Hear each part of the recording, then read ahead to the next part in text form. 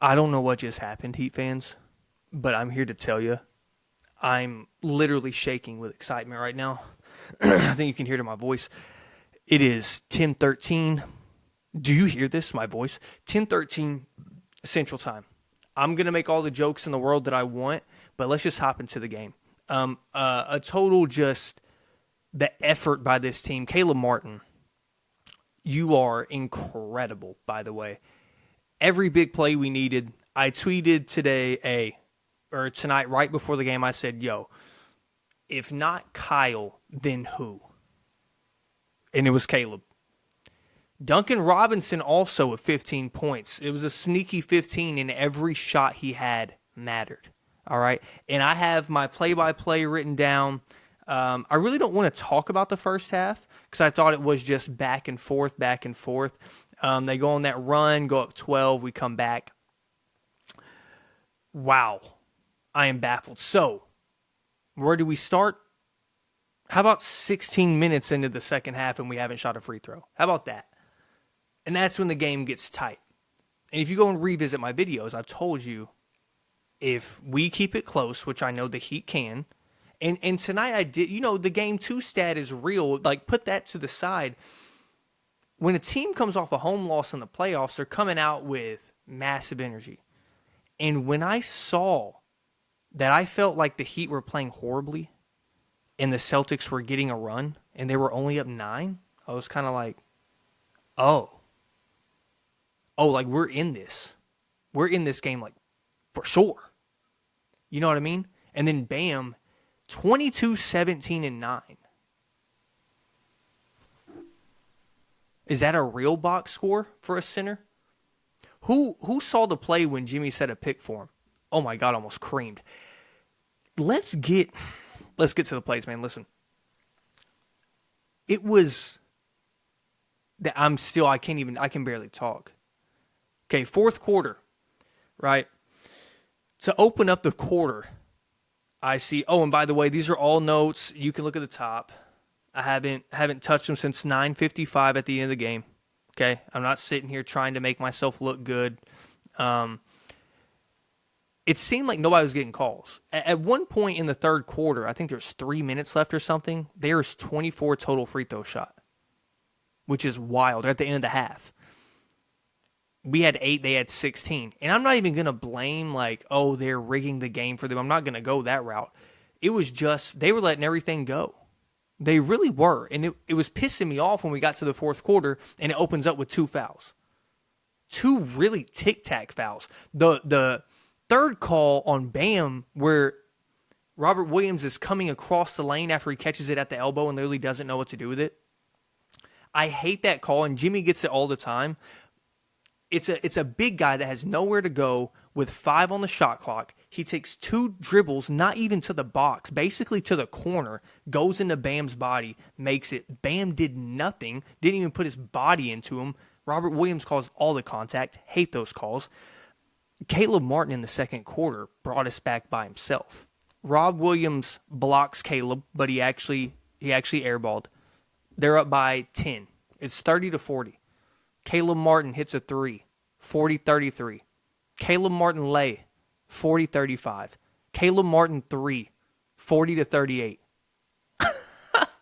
And they didn't score on the other end, except for 1 3. I was baffled. Okay, so let's go to the fourth quarter once again. This is where the game changed. All right. It's 91-84 with 8:47 left. It's right when Caleb gets that offensive rebound, wide open under the basket, doesn't go up. And as a Heat fan, every possession matters, and free points are hard to come by. And the way, I'll give Boston credit, that when we were slowed up and we got in the muck, other than Jimmy Butler bailouts, and we had some bailouts for some other guys, man. That Gabe shot that he had, we'll get to that. I thought when we were slowed down, we could not score that well. And, I mean, Jimmy was playing pretty bad to his standard in the playoffs, and then he picked it up in the fourth quarter where we know he loves to play. So he doesn't shoot the wide open layup. Caleb doesn't with 8:47 left. Leads to that Kyle Lowry travel where he wanted to pass to Bam on Rob Williams, but Bam did like the faux screen shit where he's like kind of behind it and thought he was going to shoot so he get an offensive rebound at least, but he didn't. Next possession, Kyle Lowry misses a wide open three. It was the one on the elbow, and Kyle's been great in the playoffs from what he's been in the regular season. He's been a whole different player. It rattled in and out. You know when those threes look good on the near side elbow, the near side extended elbow three? They look so good on TV. That shit went rattled out, right? So when Kyle missed that three, we got an off-ball foul, I believe. Then Duncan misses a three. We got another off-ball foul for Kyle Lowry just flopping his way to a foul, which I respect. That's what we need on this team. We need some flop. We don't teach flopping. We need a guy who naturally has it. Ain't that right, Darvin Ham? I'm not going to shit talk LeBron. So we get 3 shots in one possession. We don't convert. I don't convert. I don't like lose hope. But in your head, you kind of doubt it. You're like, ugh. But then you remember, oh, I'm a Heat fan. Like, this is what we kind of do, right? We kind of let shit just stay in the air, and somehow, even when we look horrible on offense, even if we give up, we don't have great defense, we somehow get a deflection, they turn the ball over, we don't even have to try to defend them, they're just fumbling the ball. That's the Celtics already, but just in games in general, somehow the Heat got it done. The game was always in the air. It felt like the Heat could have been, as easily as they could have been 50-32, they could have been 32-50 this year if you watched all 82. Charlotte Bobcats, it's a 6-point game in the fourth. We're shooting 10% from 3 and 30% from the field. How the fuck are we in the game?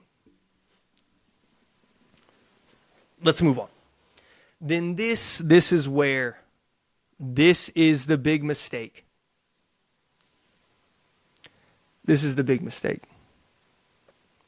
Grant hits a 3, talk shit to Jimmy, and I put right here in my note, and I tweeted it too. Right here, if it'll focus. It says, Grant 3, talk shit to Jimmy. He may have ignited a flame and started a forest fire. And what the fuck did he do? Oh my.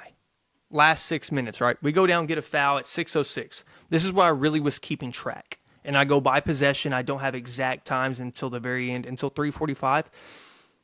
All right, here we go. Jimmy puts Grant in the basket, 96-92, too small. Grant scores on Duncan. Reggie said he did the too small, but Reggie said a lot of stupid shit tonight. Like, it was a 5-point game with a minute left, and he goes, y'all have to get the ball in. There's literally no pressure in the full court. None. But I am a Reggie Miller hater, commentary-wise, okay? Look at the color of my skin. What do you think I did on the basketball court that failed? All right, shoot. Jimmy put Grant in the basket, 96-92. Grant on Duncan, 98-92. Bam gets a foul. Wow. I put wow because it felt like in previous possessions, Bam was doing everything he could to be aggressive, and he was not being rewarded by the referees. And I'm not sitting here. Heat fans really don't bitch about refs a lot. We really don't. I will give us credit for that. We just shit on people that do because that shit doesn't matter to us. Our best player gets to the free throw line. That's our most aggressive player. Cool. He gets 10 to 13 free throws. He's done it for 4 years now. That's how he scores. We really don't complain. Other than that one time Tyler Hero was called out of bounds, and he wasn't out of bounds, and we ended up losing by 2 after he scored. But wow, he got a foul call. 98-94 made both free throws. And Bam has had these stretches of struggling with free throws. I wasn't really worried about it. Like, he was clanking 3 in a row. I'm not saying percentage-wise it was horrible. I'm just saying when you watch the game, you're like, I really haven't seen Bam miss free throws this consistently. You know what I mean? He's usually 9 of 10, 8 of 8. Like, he shoots a very high percentage from the free throw line. And then it's so funny. The first play of clutch time, 4:54 or 4:44. Jalen, and I talk about this all the time, they fold in crunch time. Jalen traveled. First play, season clutch time is coming. That's what I said. So what I meant was that was the first play of clutch time. This is where the C's fold. Jimmy gets fouled on the 3 to take the lead. Eventually was called a Marcus Smart offensive foul on Jimmy Butler. I I mean, the way I looked at it, it was a no call. Jimmy, it looked like he was, he does that leg kick and he brings his wrist forward. It's a genius move by Jimmy because it's going to be online, but it also makes the defender hit your elbow. It was a good no call by them, in my opinion. What it really wasn't a no call, was an offensive foul, but I wanted us to get that, of course. Okay. And then not a foul. It led to a dunk. It led to a Jason Tatum dunk, I believe, on the baseline. No, it was the Grant Williams backdoor cut off the, what is that play? Stan Van Gundy, shut up, man. We all know what's coming. Off the high pick and roll from Rob Williams, and Tatum got that baseline to Grant. Nice. 100 to 96. 3:45 left. Bam, aggressive ISOs. Beautiful. And what I meant by that is every time Bam caught the ball and wanted to do something with it, it was impeccable. I don't even care about the makes and misses. Like, it affects the game, of course. But him, every time he had Al Horford on the block, it was 3-4 dribbles, shoulder. Like, he's trying to score. Last year, what did we see? Shooting 8 shots, doesn't score 10 points in 3 games. I covered this on my Eastern Conference preview as well. And I just expected him to be more aggressive because that's who Bam was the first half of this season. And after the trade deadline, something changed in there. And I think it was the adjustment. And I think in the playoffs now, this isn't getting guys incorporated into the offense. This isn't guys trying to mesh together. This is give the ball to your best fucking players and go to work. Our best players went to work again. And again, and again. Game after game after game. Who are we relying on? 2 dudes. What do? They come through. Insane performance by Bam today. Just incredible. The offensive rebounds late, the offensive rebound dunk, we're getting to it. Now, Bam gets aggressive. He goes to the line, right? 3:30 mark. I was like, yo, Joe Mazzulla trying to ice Bam after he makes the first free throw. He takes a timeout. Is he about to cook? No. No, he wasn't. No, he wasn't. We get a stop. It's 198. All I put was, Grant can't guard him. 100 to 100. Look at what you did, Grant. 102 to 100. On Grant, Jimmy wants him. Horford fouled on Strus in the bonus, missed the first, makes the second, 103 to 100. There was that weird scramble where Jason Tatum dribbled it off Jimmy's foot, then comes back, loses his dribble again. They end up getting the ball, and then Jimmy took a charge on Jason Tatum. Okay, we go down. Jimmy gets an ISO. I believe he was the one that missed the shot. It was him because he took every shot, I felt like, in the last 2 minutes of the game. That's when the Bam dunk happened. And you go, what? This shit is over. It's over. 49 seconds left, down 5. You're so hyping. It's not really over because if this was a regular game and it wasn't so hype, you wouldn't be like, this is over. But it felt over. It felt like they were defeated. And then Gabe Vincent fouls Jason Tatum. I'm like, you know what, man? And it wasn't like a debatable call. It's like a flagrantly obvious foul. And you just go like, all right, if we lose like this, man, and shouts out to Gabe, man, he was in a mismatch most of the night. He did really good on Jaylen Brown, man. I think all of his field goals were made on Gabe Vincent, but Gabe held his own against those guys that were way bigger than him. All right, so Tatum's fouled by Gabe. You can tell he's pissed at himself. It's 105 to 103. Jason Tatum switches out to Gabe Vincent. What does he do? Tween, step back. Really the Gabe Vincent special, right? That is like his go-to shot when he's in an ISO bag, is that won't, and then a step. He loves that shit. He got him right back. 107, 103. Then this next call, I almost lost my mind. Jason Tatum's just driving. Just the driving. Drives into Bam, who's literally like this.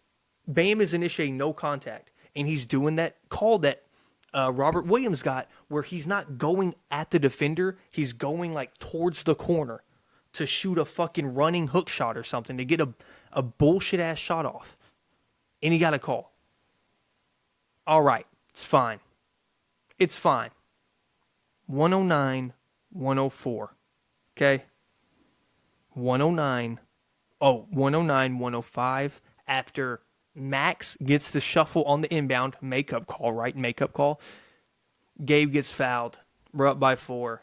Tatum pulls up for a 30-footer. After that, it was over. Wow. And I also called the Grant Williams minutes. Joe Mazzulla, piece by piece, has just random moves at a time, has almost played himself out of this, right? Peyton Pritchard minutes. What happened in those minutes? Let's go look at a box score. How about it? So I looked at the box score, right? I'm looking at the box score. Peyton Pritchard went 0 for 2 in, 12 minutes? Where is it at? In 12 minutes, -3. But when he played him, we had a mismatch everywhere. Everywhere. I didn't understand. I was like, why is Grant Williams not playing? He's a body to put on Jimmy. I'm not saying he can stop the guy, but he's a bigger body that isn't too big or too small either way, that can actually stay in front of him and be strong. I'm not saying you can stop him. He probably gives them their best chance because he had a harder time tonight, but I think that's more on Jimmy. He was getting to his spots.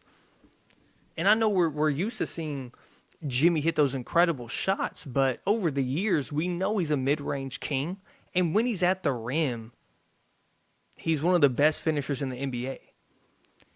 And today, he was getting blocked by Derek White. Jason Tatum had some good D on him. Like, it just wasn't going down for him, and that's fine. And those mistakes by Mazzulla, like, leaving Grant in, I'm not saying you bench him or whatever. Like, I understand. He was playing well, too. That's the thing. That's almost the problem, right? You put Grant Williams in, and he played well. Like, he was hooping. Like, he seemed to be one of the factors that could actually help the Celtics win that game. Until shot himself in the foot. And then Jimmy took his gun and shot him in the other foot. Incredible work by the Heat. Incredible work by Spo. The timeouts to instantly make changes like, I see. We need to change that. Blah, blah, blah. Kevin Love. Oh, you're getting cooked in ISOs on the pick and rolls. They got the small lineup out there. They're just switching onto you. Caleb, get in there now. Caleb balled in extended minutes. And that's what you need. Kyle Lowry played horrible tonight. I think he had the worst plus-minus on the team. Gabe Vincent ended with a +20. It was just an incredible game. I'm so happy we won that game. We're going back to Miami. And as you saw tonight, we are not letting the foot off the gas pedal. I was scared of a barrage, but it didn't happen. These guys in clutch time fold. These guys take contested jumpers. That's all. They're relying on 2 guys to give them everything. And when I don't think those 2 guys are those guys like Jimmy is, it's hard to, I don't know, it's hard to think that they can sustain that level of play and win 4 games against a gritty, tough team like this. They went 7 with the 76ers, and they ain't tough at all. And they like that shit. Y'all are not about to like this. Listen. I can't believe this is happening. I really can't. I have doubted this team through the whole regular season and the first round. After the first round, because the reason I doubted us in the play-in was I wanted the Celtics and we didn't get them. We got the Bucks, who I thought were close to unbeatable. And I forgot, like, we have Jimmy Butler. What am I thinking? Man, I doubted them through the whole season in the first round. But after that, I literally was like, we can actually go to the finals, because I did think we could beat Boston this whole time. playing for the 8 seed, all that. I was like, man, if we get Boston, good luck. So strap up for game 3, everybody. More content is coming. But yeah, y'all tune in, subscribe, like, comment. I love you all. Deuce.